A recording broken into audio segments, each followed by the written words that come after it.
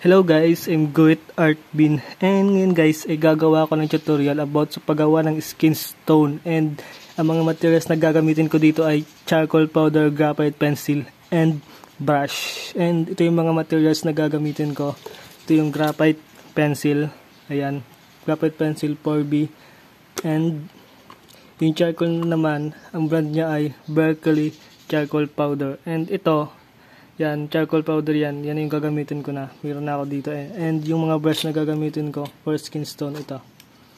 Ito yung mga brush na gagamitin ko for skin stone. And ayan, let's go. Start ko na yung paglagay or yung ano. And first na gagawin ko dito ay graphite pencil muna. Sa graphite pencil, ang gagawin ay rendering muna. Yan. Ito 4B graphite pencil. Mag-render muna ako ng graphite pencil. Sa paggamit ng graphite pencil guys ay medyo magaan lang yung paghawak sa graphite pencil, and gaanan mo lang yung kamay para hindi sobrang bakat yung pagkaka-render. And yan, ito yung and yung reference ko nga pala dito guys ay si Quinay Mercado, yung isa sa mga sikat na TikToker din. Yan, magaan lang yung pagre-render niya guys para hindi bakat yung kapag smudge siya ng or brush siya.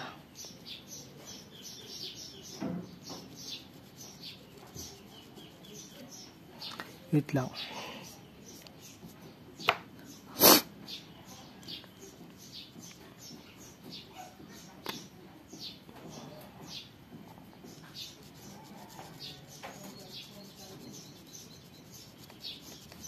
And dyan guys, no, pagkatapos siyang i-render guys, ay papadaanan natin siya ng brush. Yung brush na gagamitin ko dito, ito.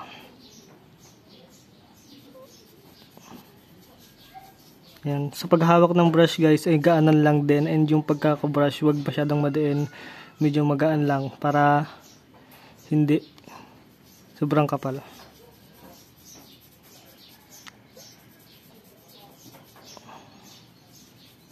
Ayan.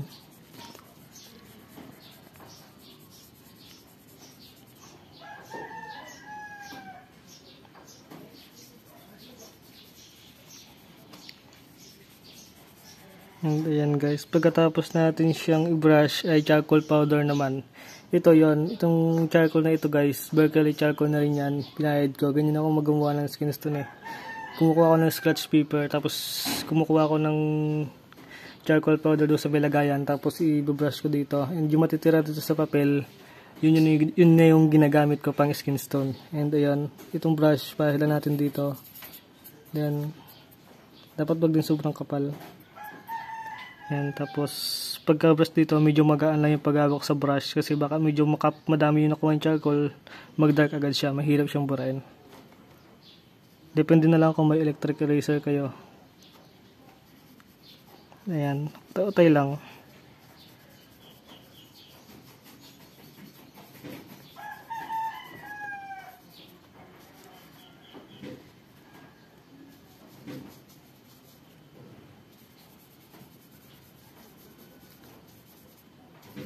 Kung medyo matagal sa ganitong brush, pwede kayo gumamit ng ibang brush na medyo malaki. Tulad ng ganito.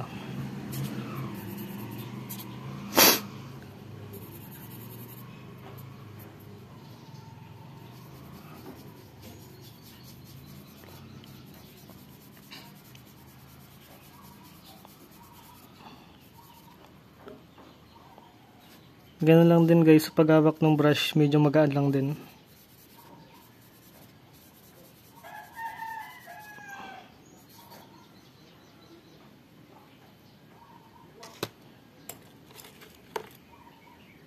Pag kulang pa siya sa dark, yung may mga parts na dark, pag kulang pa, pahid lang ulit natin ng graphite pencil. Yung parts na yun dito medyo madrag ito ng konti, kaya dadadaanan ko siya ulit siya ng graphite pencil.